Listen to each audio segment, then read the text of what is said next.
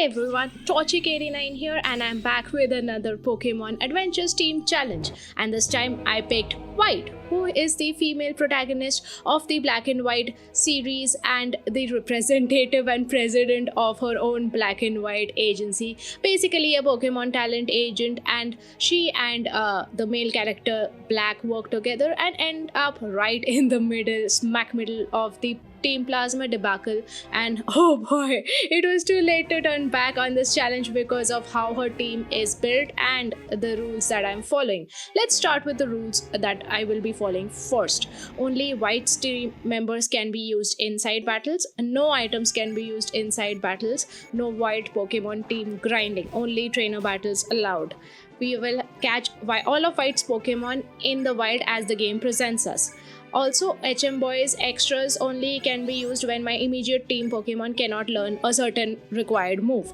Now, because I chose to catch all the Pokemon in the wild and or how the game presents them to us, we are kind of stuck with Snivy till the first three gyms, where the first gym would be a fire type depending on the starter I chose, and the third gym is a bug type with so much problems that we are going to face. This is going to take a lot of strategy. Plus, we also are not using any items inside battle. Anyway, with all the odds against us, let's get started. So we pick our character as the girl character and name her White promptly as it is, because that's what her name is in the manga series as well. Then we are introduced to two of our friends, Sharon and Bianca. Juniper leaves behind a gift package containing the Pokemon that the three of us are going to get. So here is where we get to choose our Pokemon, and I promptly choose a Snivy, although it takes me a while to and a couple of soft resets to get the female Snivy in accordance with the Pokemon adventures. And without further ado, Bianca is like, let's battle in your bedroom. And we promptly have a one-on-one battle, our very first battle of this game, in fact, with Bianca against her Oshawott.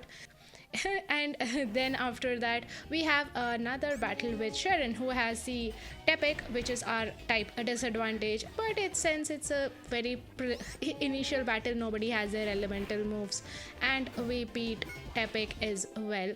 Although they do mess up my room, and my mom gives me a good old scolding because of that. I name my Snivy Amanda, which is such a lovely name for my Snivy, who is going to be a solo ringing trainer in this game for at least 3 gyms until we catch something else. So we have a battle with the very handsome, very charming N, and he at this point has a Purloin. So it's a pretty easy thing. Amanda is just getting the hang of battling right now. And then we head to the Dream Yard before our first gym battle and get a lot of training done, because we are so against our type. We pick up Panpour as well for HM slave purposes. And we battle Sharon in the school in the Stratton city, and we get the chance to teach growth to Amanda, and which is going to come handy in the upcoming gym because we are going to need speed and attack as well. So they are going to send out Chili to battle against me because I chose a Snivy, trying to teach me about type advantages and disadvantages, but I don't seem to learn the lesson. And they send out a little pup, and the puppy Pokemon is knocked out pretty easily after a couple of growths that I set up. But Incinerate just takes me out. I have no choices here. I'm not strong enough. Growth hasn't done enough leveling up for me, and we get knocked out in our very first chance. However, in the second chance, we again go up against Lil Pup, and this time we do way more growths to settle our attack stats and defense stats and speed stats, and Lil Pup does the same with Work Up. So we get a chance to hit it hard and knock it out, and we are level 15, at least one level higher against this incinerating Pokemon, and it just does the one trick monkey attack on us, but we scrape by and get our very first badge. And I mean, it is so lucky for us.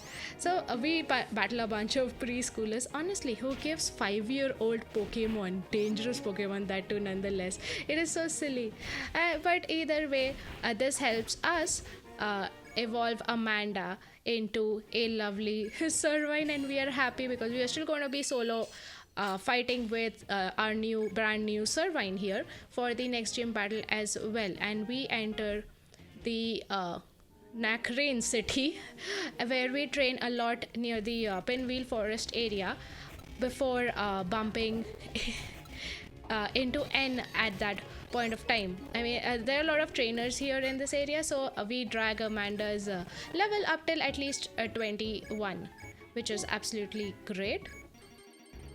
And we battle N again, and this time he has 3 Pokemon and throws a P-Dove at us, but Amanda by now is pretty easygoing and is very used to battling disadvantage typing and just finishes the P-Dove. Time Pole is obviously easy, it being at a disadvantage, and then Temper is, yeah, okay, we are literally so many levels above it, and we beat N, and we jump right in against Lenora for our second gym badge. Now this is a tricky battle because she has pretty bulky Pokemon and hard hitting Pokemon, so we have Leech Seed on us by now, so we do a Leech Seed growth combination with Mega Drain. Our purpose for this battle is to just constantly heal ourselves, and once Overgrow kicks in, the grass type moves do get stronger. We get lucky when Watchog's hypnosis misses, and in spite of the Leech Seed and the Overgrow, we kind of attack constantly and heal ourselves side by side via Leech Seed, and we win the second gym badge, which is amazing. I honestly was not expecting it to go in the first round. Now in Pinwheel Forest, the Team Plasma members have stolen a Dragonite head, which we retrieve back for Lenora, our museum coordinator and gym leader. All the gym leaders have dual jobs here, like they're gym leaders as well as something. So we go to the artist slash gym leader who needs our help with Getis. So this is the first time we actually talk to Getis. But either way, before hitting the gym battle, we battle all the 9 to 5 workers in this battle, where the cleaning guy happens to be CEO, as well as we train in the desert resort area. Wow, I have no idea what's going to happen. We go with our plan of lead seeding and trying to use cut, because grass type moves won't do anything. Leech Seed has been helping us a lot. We use a few Mega Drains as well to heal ourselves because we need the HP. We cannot use items in battle. So Leech Seed has been instrumental for us. We pile up with growth and raise our attack and speed stats, and Cut does a critical hit and we are out. Now Dweeble is a blessing because of it being part rock type. We can use Mega Drain and we healed ourselves a lot. She uses a potion, we use Mega Drain and sap it all away, and Dweeble is down. Now Livani is the one I was most worried about because she has very good bug type moves initially only with she's just 23, he's 23, and still has decent bug type moves, but we are at least a couple of levels higher, and Cut just does his magic. In the final blow we almost lose, but then we win and we get our third badge. And oh, look at her, she's going to seek permission here, but she won't say. She's going to trash my room for battle, but seek permission here in the passageway to battle, which is public for everyone. Great job, Bianca. I definitely have to beat you. So she has a slightly bit, frankly speaking, a stronger Pokemon. We are still rocking with Amanda. Amanda by now is so used to being the solo fighter. She just doesn't honestly give a crap. She's just completely, I'm gonna sap your energy, kill you. It's fine. I'm level 31 for. So she throws her Munna at us, and in my native language, Munna happens to be a small baby, and which is exactly how I leave Bianca after this battle, crying like a small Munna. That is a baby, which leads us to learn Leaf Blade, and that is a lovely welcome change. I'm kind of sad I have to get rid of growth at this point. Because of Cut, I can't give it another slot for Leaf Blade, but it's okay. Growth did its job in all the 3 battles where I needed it. And Pansear does its one trick monkey trick it's okay, it's out. Oh, Dior doesn't even stand a chance against my level 32 leaf blading Pokemon. Sharon is a different story altogether. We have everything against us. He throws us type disadvantage Pokemon. Sandstorm is whittling away our energy. We try to lead seed the Peg Knight, but we are unable to. So we just blindly attack with a grass type moves. We get a slot once it does a defense curl and we beat it. Now, once we beat the fire type, we are good. We get very close to death, but they throw a life pod at us and we just suck the energy out, which leads us to Nimbasa City, saving this old guy from Team Plasma Grunts, who then gives us a free bike. Then we finally can go get our second team member, Solosis, who we name Sally, our single-celled Pokemon. I am so happy. It's been forever that I trained another Pokemon. We slapped the XP shell right on Sally and we battled all the trainers that we had left near the desert resort area because we wanted Sally to get a lot of XP before the fourth gym battle. And we battled the neighboring routes as well as the stadiums that are provided inside Nimbasa City itself. So they have two stadiums where they have a lot of players who are willing to battle you. That did provide us with a lot of help. We go to the Ferris wheel where N wants to battle us. He won't just let us ride the Ferris wheel like a nice romantic ride. No, he has to battle me every time. Come on, buy me dinner first at least. And all the training, all the gym battles that we get have helped us. So we decide maybe it's time to evolve Servant because she was quite close to 36. So we're like, okay, let's take a full-fledged superior to Elsa because such disadvantages we have. Now, even though I evolved superior Sally, on the other hand, my single-celled organism is such a welcome surprise. He's so hard-hitting and has recovered, so our healing problems are not at all a problem. It just goes on and does Psycho Shock and takes out such a fast, hard-hitting Pokemon like Emolga, and I'm just so super duper impressed. And this is where I'm just like, wow, how awesome are you? Because he takes out a Zebstrika all on its own, and Zebstrika is fast and has a multitude of attacks. I honestly thought Pursuit only itself would kill it. So we give Sally a bit of rest and let our newly evolved superior Amanda take over for a bit. We are 36, they're 25. I mean, we are not even bothered at this. We do a lead seed for safety because we need to heal ourselves, and they have flying type attacks, of course. Let's not get overconfident in spite of that, but we do win the Bolt badge. Oh, it was so awesome. Sharon has to battle us again, and we are like, by now we have he does not expect that we have two Pokemon. It tries to do a pursuit, but Sally takes it like a champ, and he's like, oh my god, you have two Pokemon now? How am I ever going to win against you? I wasn't winning even when you just had one grass type. We're like, yeah, that's how we roll. Now we have two Pokemon who are independent, mind you. Like Sally on his own is amazing. Amanda on her own is amazing. It is just so wonderful to have completely strong Pokemon like these two. And I know there's no teamwork right now. They're pretty individual players at this point of time. And Sally evolves into a Duazon, and I'm absolutely over the moon. We also get our third capture at this point of time in Driftwood City, which happens to be a deerling that we intelligently name Darling because, oh, this Pokemon is such a darling addition to my team. I mean, it's just now we have three Pokemon, so Charles the Heartbreaker will finally have a triple battle with us. Before that, it was not an option as such. So we get a lot of training before the Driftwell gym battle where we are finally at a type advantage. So we also deal with this frozen side quest with Team Plasma. I have no idea what they want there. Anyway, we jump into the battle with Clay and we are leveled advantage. We are type advantage. I'm just gonna use Amanda for this entire battle just to be cocky at this point of time. And it's been such a while where I enter a gym battle and I'm not afraid and I don't have to use too much strategy. I can just leave blade my way out of this, and if I'm low at health I'll use a Mega Drain. Maybe I won't, it's okay. Amanda's got it. Amanda's overgrow is also initiated and we are faster, so We take out all the three Pokemon. Nobody even bats an eye. Everybody is happy. And this is where our gym advantage ends, because thereafter everybody is again at a disadvantage. We get a bit of training done from Darling via Darling, because this is where Bianca again provides us with a very needed battle.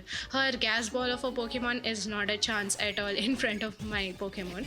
So we go ahead towards the cave, and we fight again Team Plasma grunts. I have no idea what are they doing in the cave in the first place, which leads my Darling to evolve into an awesome Swasbuck. Just look at those autumn leaves. We again battle, and for some reason has the Pokemon specific to the cave we are in. And that's kind of nice. He keeps changing his Pokemon, catching them, releasing them, I think. So it's a welcome, interesting change. He's such an interesting person in here, and it's amazingly good to battle him all the time.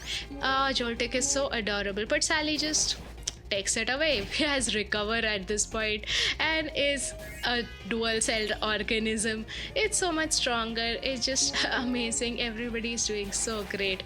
Ferroseed, another great Pokemon, but Sally handles it. We don't have any problem here whatsoever while we are at here. And Darling, I was like, okay, so Darling is the dual Pokemon that I have, normal plus grass type, and with a eternity of different moves which comes in handy. Anyway, we enter Miss Triton City, where we meet up with the gym leader, and she's like, oh okay, go and ring a bell in a haunted Pokemon graveyard. So we do that and wake up all the Pokemon, ghost Pokemon, and hope they don't follow us. While we were battling one of the in the gym pilots, Sally decides that it's a wonderful time to evolve into a three-celled hand owning organism who learns dizzy punch as well. But now that he has hands, we jump right in again at a disadvantage, but my Pokemon are not going down. So Darling is this Darling that does this amazing chaos. I've been battling with her, training her, and she just doesn't like dragging a battle at all. She just goes in, uses either a jump kick or a feint attack and just chaos it. And by the time we reach to Swanna, who's part water type, Amanda at level 41 deals with all of that, and we get our jet badge quite quickly. Now this battle with Sharon is where I'm not paying too much attention. I just want this to be over with because of what is going to happen right after this battle. Anyway, he sends a fully grown and pheasant, and my Sally is just not having it. We're like, okay, it's okay, we'll deal with it. Darling has jump kick and she's not even going to wait. They try a fake out, which is annoying, and Darling is like, nope, I came here to end a battle.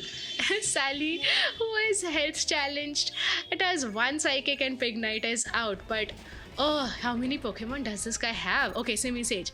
Again, yeah, Simisage, nobody cares. Just end this because we have something that we have been wanting once we reach this point near Twist Mountain is Surf.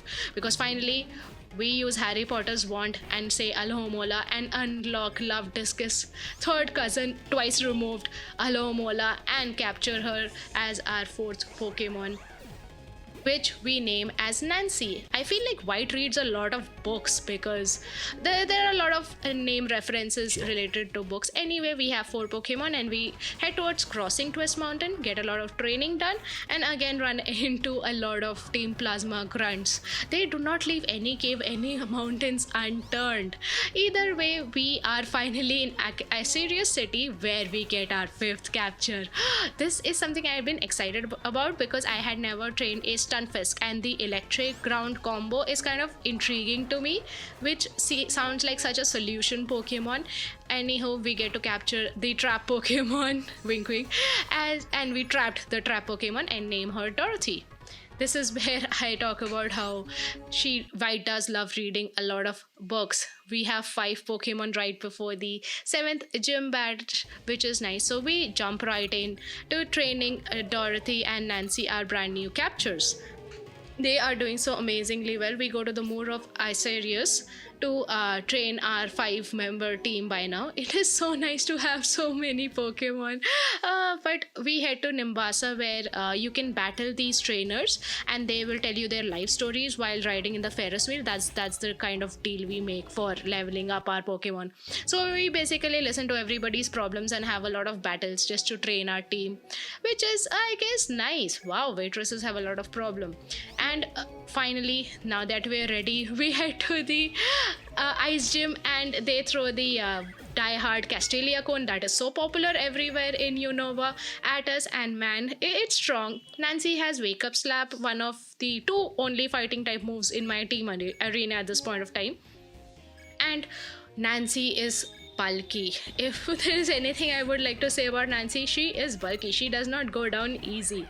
So we send out Darling, the other stronger fighting type moves, who likes to end battles, but unfortunately Beartic uses Swagger and confuses us, and Icicle Crash. I mean, look, Darling is a grass type Pokemon, and Icicle Crash does not even take it in one shot. It takes 2 tries. So we send out Sally to try and use Psychic and whittle away its health, and it confuses us again. So we decide that we are going to return the favor and try and confuse Beartic. But the confusion does not do any advantages to us, and we send Amanda, who is faster, and ends Beartic. Now we are just left with the Cryogonal, whom we send again. Nancy is our answer to everything at this point. Just being a water type, she is so versatile, and we pile up a wish before we start hitting it, which heals our health after 2 turns, and we just two wake up slap out of this gym with our 7th gym badge, the freeze badge. And now N puts an escalator in the spiral tower for some reason, but that's a good thing. I mean, even we can enter. He could have just flown from top, but either way, we see the Charming and charm a Reshiram into his power, and we are not surprised. I mean, if I were a Reshiram, I would definitely be charmed by N by now. Oh, he gets his own dragon Pokemon. Everybody's complaining to me that I should get my own dragon Pokemon to fight this, and I'm just trying to end all of this. And we are sent to the desert resort because again, Team Plasma is looking for the black orb, I want to say, because the other dragon type Zekrom is trapped in that, and a true-hearted trainer can unlock it, like how N is. So we are sent to the final gym battle city, that is Opulent City, and we are asked to talk to the dragon tamers here. Now the 6th Pokemon is Barbara, who is not a version exclusive, and we kind of got her wink wink in a different way to fill up our complete team members. And there is a mall right outside Opulent City, which is amazing for shopping and battling as well. So a lot of rich people battle me there. I think there are like 6 tries where I can battle these people, and thereafter they don't battle me again. But we do definitely level our team up a lot using this method. Also, we do use the trainers right before we enter Victory Road, because why not? We definitely need it for the final gym badge. And I honestly, it's just we don't have an ice type. Again, we are at a glaring disadvantage when it comes to the Opulent City dragon types, and I get endlessly lost in their gym. Oh, I hate their gym design so much. It took me 10 whole minutes just trying to get out to heal my team. I didn't have enough potions on hand. We again head to Nimbasa City, again hit all the stadiums before meeting Iris, who is our opponent for the Opulent City. Okay, now her fracture is just so annoying because it just keeps dragon dancing itself, and we just keep attacking it, hoping that our attacks would work. But there's a cycle of hyper potion and dragon dance for some reason when it comes to fracture, and Darling is losing patience. Unfortunately, we lose Darling as well. But then Amanda is although faster, but we luck out by one more dragon dance and fracture is out. Now Drudgeon is the one we were mostly afraid of, and by now I have taught Nancy Blizzard. And oh boy, do we get lucky, because Blizzard freezes this Pokemon, and we don't take a chance and try to do surf because Blizzard is not 100% accurate. It does unfreeze, but we are already at a point where we win. Now, Haxorus is so hilariously weak. Why are you a dragon Pokemon? One Blizzard from a non ice Pokemon takes it out, and we get 8 badges. And oh, finally, we can hit the Elite Four, which uh, is very happy moment. Therefore, I get a free Master Ball from Professor Juniper. Such a kind woman she is. I, however, will be doing a different video, a part 2 video for the Elite Fours and the N and Gettys and champion battles after this first part. I thought it would make my video very long, but I decided let's make it a 2-part video and see how that goes about. So we are having this final battle of this episode with Sharon, who still cannot believe we have 8 badges and we are still, beating him, and we have a full team by now. Sharon, you don't stand a chance. You should honestly give up and become a gym leader, something to think about. Darling just KOs his Pokemon, and I'll end my episode right here, because there is a part 2 coming up real soon, or probably uploaded. I have no idea about the time or place. So rest of the battle will be continued there. Definitely stay tuned for the part